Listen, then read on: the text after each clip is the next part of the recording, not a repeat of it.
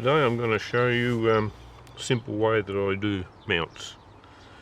Okay, now what we'll need first is I've picked a couple of plants, so I've got a bit of a Bulbophyllum there, which we'll do, and to do something different we've got a Masdevallia. So, and that's just cut off the end of the rhizome, and as you can see it will take him out of the pot, so he'll be done a bit differently. You'll also need a piece of mount to suit. I'm thinking that'll go well on that one, and I'm thinking because this is a big fella he's going to grow, you'll probably do quite well on that. Now it doesn't matter if you select a mount and it tends to grow off it. You don't have to rip it off. Right? Just screw the smaller mount onto the bigger one. Very simple, not hard. So this one, the roots are going everywhere. If I wanted, I could put that on there, and away to go again, attaching to the bigger mount. And they don't have to be big mounts to survive. Here's a little Dendrobium legesii that I mounted up about a month ago, and you can probably see the roots are already taking. The moss is starting to grow, which is nice, and the plant's looking quite healthy. And again, if it becomes too big for that, I'll just screw it onto that one, or something a bit similar. So, we've got our mounts, we've got our plants. What else do we need? We need our moss. This is what we call bush moss, because we go up the bush and get it. Simple as that. Now, this is just moss I've collected off rocks and trees, and I bring it home and I just leave it in the trays as is. When I'm about to use it, I hose all the dirt and everything off it with a fairly high pressure, so I've got it nice and clean and ready to go. This is a grub killer. I use this, a little sprinkle that I put under the moss. The reason being is that moss could be harboring eggs or insects or whatever. That will kill them. This kills nearly everything, and it's a multi-purpose thing, and just a few pellets, not much, that'll stop anything that is there surviving and anything possibly breeding there in the future. We need our cutters. I use these skewers. I use them for a lot of things. They're good because they cost next to nothing and you can throw them away after you use them if you want. Fishing line. I don't like too thick a fishing line, nice thin line. We've got our labels prepared, written up, and tags on them to attach. And our cutters. So we're right to go. Now I'm going to show you with this the knot I do, because you won't see it on the fishing line. And so we make our lasso like such, and we go through, but we go through again, and the reason I go through twice is once I pull it up on the mount, the second loop gives it more tension to be able to sit there and not move and pull apart. So that's basically what I do, just a lasso with a double loop knot there. Okay, so we'll get our bulbo first, and we're just going to whack him on there anywhere pretty well. So I'll put a bit of moss under it. Now they don't need a lot, just a bit of moss there, which will help give it a bit of moisture to help kick it off on there. And our fishing line, if I can find the end,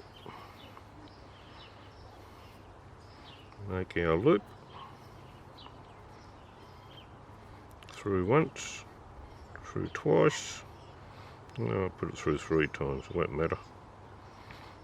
It'll still slip, but it'll hold when you want. Now the important thing is leave that 100 to 120 mil out the end for tying off, otherwise it can be quite difficult. So especially if you like me and do it on your own and you're trying to use your hands and your mouth and everything else at once. So we just put him where we sort of want him on the mount.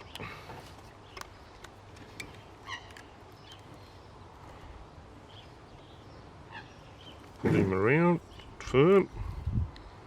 This is where this slip knot helps. And then you go around the base. I'll go a bit higher, We'll go one up through there. It doesn't matter how many times you go around.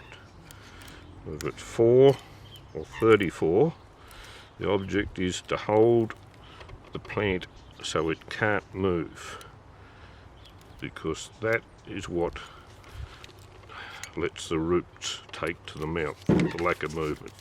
The plant can move and the growth can move, the roots won't necessarily take. So when I finish going round several times, again, leave a nice big tail out the end. Where are we? Snip him off. And this is what the skewer's for, to pick up the other tail and pull him out. Now I'm using my mouth because I haven't got a third hand.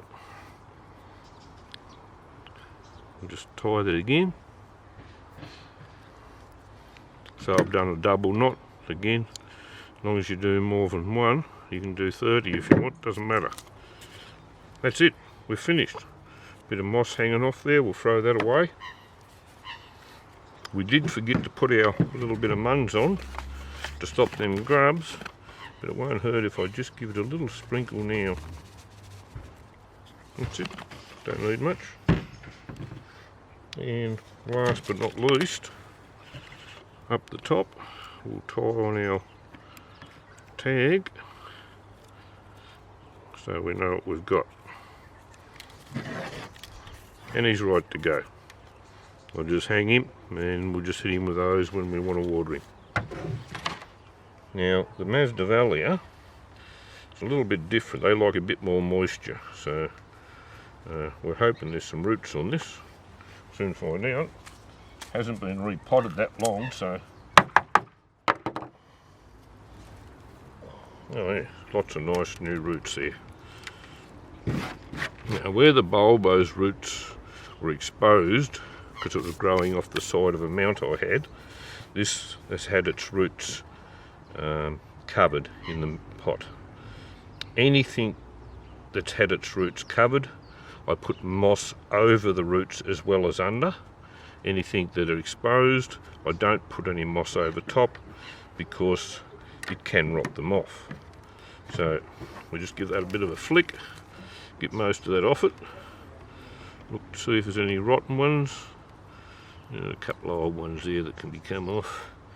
And I'd just as soon use my fingers as use a secateurs or anything. Right, we're right to go.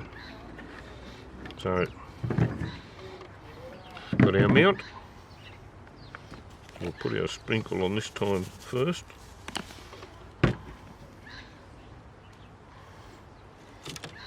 Now Masdevallias like their moisture, so I'm going to put a nice big wad of moss there. And it's an old bit of growth.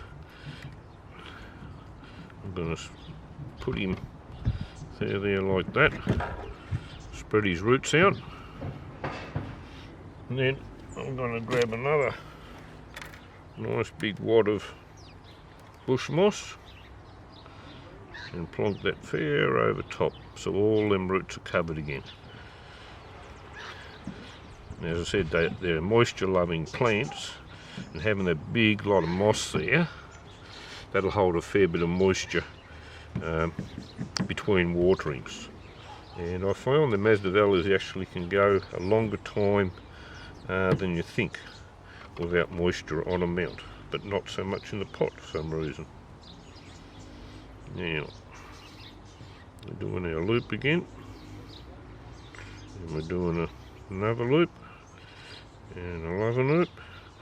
Now some people use sphagnum moss. I personally don't like it, not on a mount, because on a mount it can tend to dry out quite quick, and unlike this moss, you've got to really soak it to rejuvenate it and get it to retain moisture again.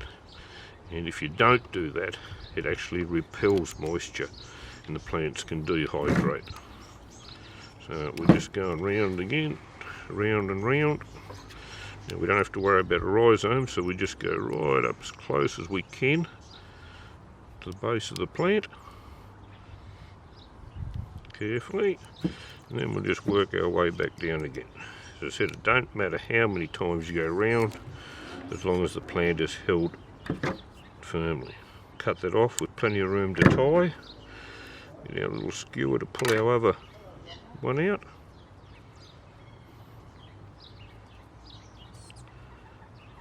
Right. It's always handy if you've got an extra set of hands handy.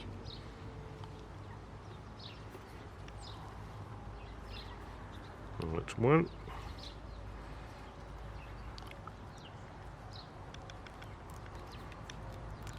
That's two. And for those of you who don't know why we mount things, something like about 70% of orchids are epiphytic and grow on trees. So we're doing this to try and give them their natural way of growing, which is always a challenge. Okay, so we have one Masdevallia finished, and we have one Bulbo finished. Not hard, quick. We have hundreds and hundreds and hundreds of mount.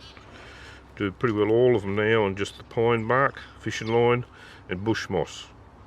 Pretty simple recipe. Fishing line, just a nice thin line.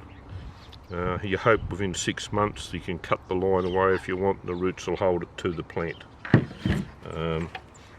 This one here, it's a pretty good example of how the roots can grow, and they're attached nice and firmly. They've come off as well, but they're attached until they come off.